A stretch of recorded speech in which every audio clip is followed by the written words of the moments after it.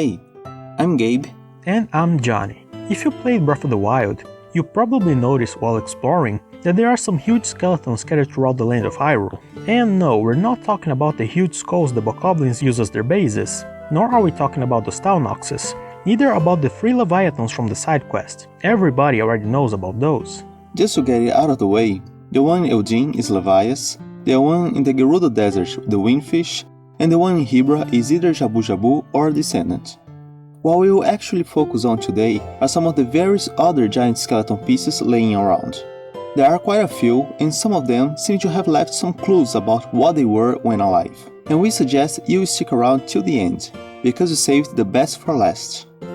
Let's start with the one located close to Inogo Bridge, where you usually meet the Dashing Prince Sidon, around the Lanayru Tower, literally wrapped around the tower. There is a possibility that those belong to several individuals, but even though it's not as clear as the snake skeleton over Yashiori Island in Genshin Impact, their disposition still suggests it was a single, long creature who died coiled around this hill. The first thing that comes to mind is obviously Volvagia, the Goron-eating dragon from the Friar Temple in Ocarina of Time, and is not located that far from Death Mountain. We can't really compare sizes of creatures from such different art styles and hardware limitations, but this skeleton is at least twice as long as any of the 3 dragons flying around in Breath of the Wild.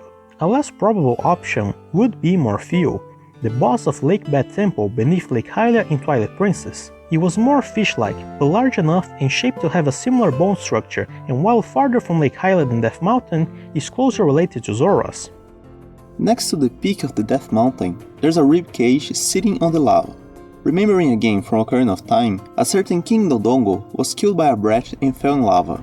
Now it's rare, but bones don't tend to survive being immersed in lava, and the interior of a Dodongo is soft. Following down the lava, in Gorombi River there's another, smaller skeleton, so they could have instead been from Bigoron and Medgoron, as one lived close to the top of the volcano and the other stuck in his shop halfway up the mountain. It's not clear how resistant the Goron are to lava, but they could have died for other reasons before the lava covered their bodies. And having that stone-based diet and rocky outgrowths over their skin could indicate that their interior and skeleton are more resistant to lava than regular bones. Going down, there's a footprint in Death Mountain that looks as if it could be from a creature who emerged from the lava in Medingo Pool. I didn't find a match in the paw of any monster from previous games, but the closest one were Volvagia, though missing a finger, and the dragons already present in Breath of the Wild if you bend their thumbs backwards. Since this print seems to be from a creature way too large to pass unnoticed, it could be from one of those skeletons or something lurking beneath the lava.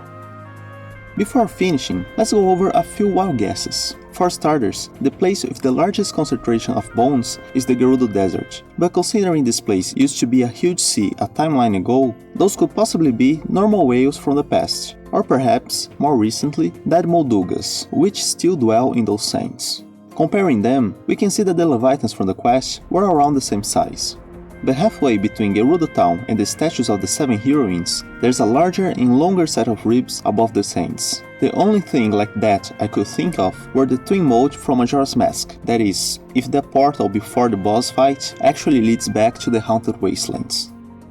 The giant horned skull in the bottomless swamp, just like the various bokoblin schemes mentioned earlier, is made of rock, as they are displayed in a darker grayer shade in the map just like boulders, trees and constructions, while the skeletons are shown with the same variation of colors as the actual terrain, meaning they were probably sculpted by monsters. However, there's still a few ribs nearby. Figuring out who this giant skull is supposed to resemble may be the only hint we have, but it looks like either Star-Lord, that would be very far from here in the Gerudo Desert, or some of the many incarnations of Ganon, who is usually slain or sealed at Hyrule Castle, still a bit north from here. At Mount Taran, located between the villages of Hateno and Lurelin, there's a shrine quest in which you must collect 3 ancient orbs being protected by the giants who live there. Each orb is hanging on the necklace of different Hinox, who are known to hoard shiny objects.